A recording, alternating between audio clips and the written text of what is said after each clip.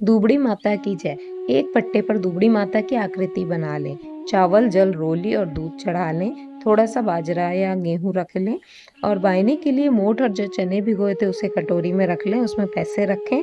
इस दिन ठंडा खाना खाया जाता है, इसलिए ही पहले दिन हम खाना बना के रख लेते हैं।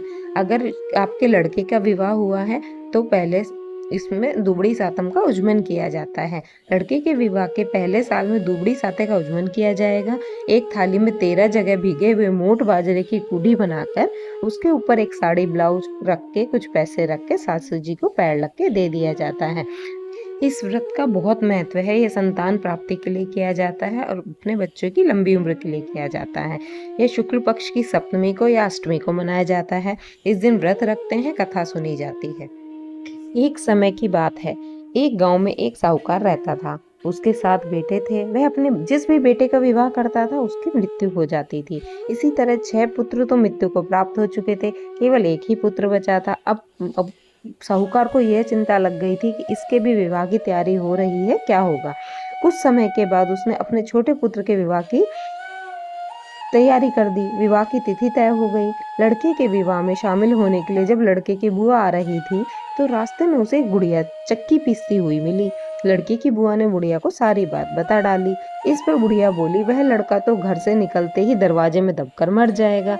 अगर फिर भी बच गया तो रास्ते में बारात रुकने की जगह पर पेड़ गिरने से मर जाएगा। अगर यहाँ भी बच गया तो ससुराल में दरवाजा गिरने से मर जाएगा। अगर यहाँ से भी बचा तो विवाह में मंडप में 7वीं जो फेरा होगा उसमें सांप आएगा और उसे काट लेगा। यह सुनकर लड़के की बुआ बोली, हे माता, यदि बचने का कोई उपाय हो तो बताइए। बुढ़िया बोली, बचने का उपाय तो है पर बहुत कठिन है। पर बुआ बोली, जो भी है मैं जरूर करूंगी, प्लीज कृपया करके मुझे वह उपाय बताइए। आगे ईश्वर इच्छा, पर प्रयास तो करना ही चाहिए। बुढ़िया बोली, जब लड़के की बारात विदा हो तो पीछे वाले दरवाजे को फोड़कर निकाला जाए। किसी वृक्ष के नीचे बारात ना रोकने देना, जाके धूप में रोकिएगा। ससुराल में भी पीछे के दरवाजे से ही जयमाला करवाना। भावचर के समय एक कटोरी में दूध रख लेना, एक तांत का पास तैयार कर लेना। जब सांप आकर दूध पी ले तो उसे फांसे में फंसाकर बांध लेना। इसके बाद सापिन आएगी, वह सांप को छोड़ने के लिए कहेगी और उसने अपने मृत 6 भतीजों को मांग लेना और वह पहले मरे हुए तुम्हारे 6 भतीजों को जीवित कर देगी। इस बात को किसी से ना कहना, क्योंकि ऐसा करने से, कहने से और सुनने वाले दोनों की मृत्यु निश्चित है। इससे लड़का भी नहीं बचेगा और वह भी मर जाएगी। सारी बात बताकर बुढ़िया ने अपना नाम दुबड़ी माता बताया और चली गई। सारी बातें सुनकर लड़के की बुआ आई। जब बारात जाने लगी तो लड़के की बुआ सारे रास्ता रोककर खड़ी हो गई। बोली, मेरे भतीजे की दीवार फोड़कर ही बारात निकलेगी। ऐसा ही किया। लड़का सकुशल निकल गया। उसके घर से बाहर आते ही मकान के आगे वाली दीवार गिर गई। सबने कहा, बुआ जी ने तो बहुत अच्छा काम किया, लड़के को बचा लिया। बुआ जी बारात के साथ जाने की जिद करने लगी। सबने मना किया लेकिन वह नहीं मानी।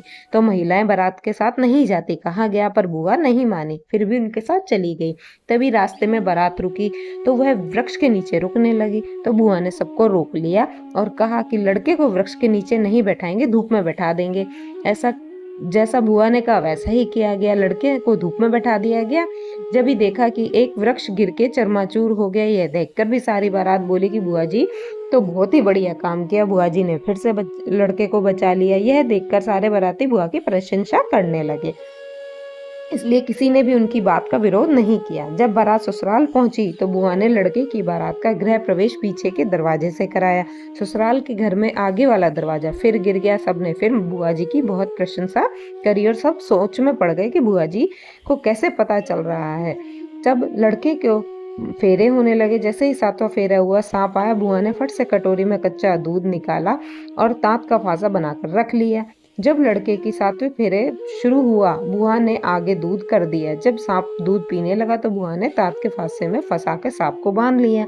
सांपिन आई और उसे बचाने लगी और उसे कहा कि मेरे सांप को छोड़, लेकिन बुआ ने कहा, पहले मेरे जो पहले 6 भतीजे लिए उनको दे और मेरे इस भतीजे को, और उसके बाद मैं तेरे सांप को छोड़ूंगी। ऐसा सुन के सांपिन ने उसके 7 भतीजे वापस कर दिए। उसके 7 भतीजे जीवित हो गए।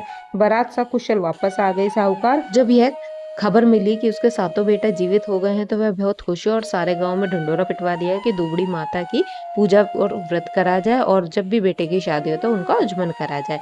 ए दुबड़ी माता, जैसे उसको दिए सबको देना, कहते न सुनता न हुकारा भरता न, सबकी रक्षा करना, सबके लाज बचाए रखना। बोलो दुबड़ी माता की जय। अब विनायक जी की कहानी सुनेंगे।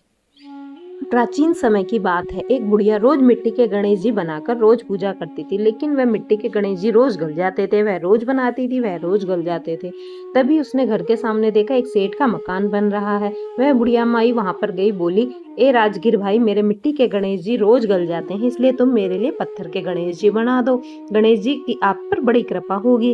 राजगीर बोला, ए बुढ़िया माई, जितनी देर में मैं तुम्हारे पत्थर के गणेश जी बनाने में लगाऊंगा, उतनी देर में तुम्हें सेठ जी की एक दीवार बना लूंगा। बुढ़िया यह सुनकर बहुत ही दुखी मन के साथ वहां से घर वापस आ गई। राजगीर जो दीवार बना रहे थे, उस दीवार में उन्हें पूरा दिन बीत गया। वह जब दीवार बनाने की शुरुआत करते, जब ये दीवार टेढ़ी हो जाती। शाम को सेठ जी यार पूछा कि आज तुमने कोई काम नहीं किया। तब राजगीर ने बुढ़िया वाली बात बताई। इस पर सेठ जी ने बुढ़िया माई से जाकर क्षमा मांगी और कहा, ए बुढ़िया माई, तुम हमारी दीवार सीधी कर दो, हम तुम्हें सोने के गणेश जी बनवा के देंगे। गणेश जी ने यह सुनते ही सेठ की दीवार फट से सीधी कर दी। सेठ जी ने बुढ़िया माई को पूजा के लिए सोने के गणेश जी बनवा कर दिए। गणेश जी को पाकर बुढ़िया माई बहुत खुश हुई और उनकी पूजा वंदना करने लगी। हे विनायक जी महाराज, जैसे सेठ जी की दीवार सीधी करी, वैसे सभी जन पर कृपा करना, कहने वालों को भी और सुनने वालों को भी, सबका भला करना। बोलो गणेश जी महाराज की जय। गणेश जी महाराज की और दुबली सातम की यह कथा बहुत फलदायी है, इसलिए हमें जब भी कोई भी व्रत करना चाहिए तो हमें गणेश जी विनायक जी की कहानी जरूर सुननी चाहिए। कोई भी कहानी के पश्चात अगर विनायक जी की कहानी नहीं सुनी जाती है तो वह कहानी पूरी नहीं होती है। तो इसीलिए कोई भी कथा सुने, कहानी सुने तो भगवान गणेश जी को जरूर मनाना चाहिए। बोलो भगवान गणेश जी की जय, विघ्नहर्ता की जय, बोलो विनायक जी महाराज की जय।